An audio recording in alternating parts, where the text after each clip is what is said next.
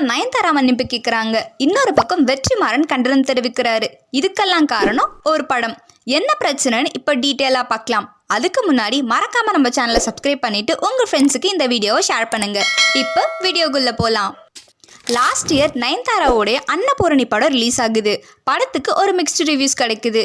இதை தொடர்ந்து இந்த படம் ரீசெண்டாக நெட்ஃப்ளிக்ஸில் ரிலீஸ் ஆகுது. இங்கே தான் இந்த பிரச்சனையே ஸ்டார்ட் ஆகுது. ஒரு பிஜேபி பிரமுகர் இந்த படத்தை பார்த்துட்டு ஒரு ட்வீட் போடுறாரு.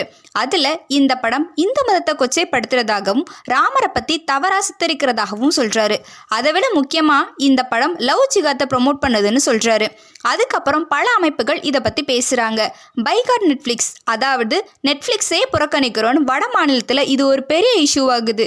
இதை தொடர்ந்து நெட்ஃப்ளிக்ஸ் இந்த அன்னபூரணி படத்தை தங்களுடைய ஓடிடி தளத்திலிருந்து ரிமூவ் பண்ணுறாங்க. அப்படி என்னதான் இந்த படத்தில் இருக்குன்னா, படத்துடைய ஹீரோயினான நயன்தாரா ஒரு பிராமண பெண்ணா இருக்காங்க. அவங்களுக்கு செஃப் ஆகணும்னு கனவு. ஆனா ஒரு பிராமண பெண் எப்படி நான்வெஜ் சமைக்க முடியும்னு இவங்களுக்கு ஒரு கேள்வி ஏற்படுது. அப்போ படத்துல முஸ்லீம் பையனா இருக்க ஜெய் ராமரே நான்வெஜ் சாப்பிட்டிருக்காருன்னு வால்மீகியோட ராமாயணத்துல குறிப்பிட்டிருக்கதா சொல்றாரு. இதுதான் சர்ச்சைக்கான முதல் காரணம்.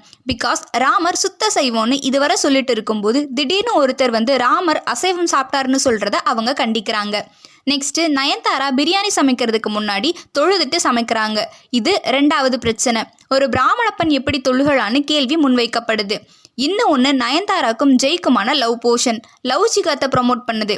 அதாவது முஸ்லீம் பையனும் ஹிந்து பொண்ணும் லவ் பண்ணுறதை பற்றி சில வருஷங்களுக்கு முன்னாடி பிரச்சனைகள் வந்தது. அதை இந்த படம் ஆதரிக்குதுன்னு குற்றச்சாட்டுகள் எடுத்து வைக்கப்படுது.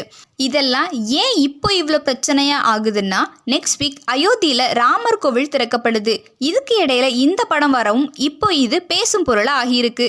இந்த படத்தை தயாரித்த ஜி ப்ரொடக்ஷன் அந்த சர்ச்சைக்குரிய காட்சிகளை நீக்கிட்டு திரும்ப வெளியிடுறதா சொல்லியிருக்காங்க.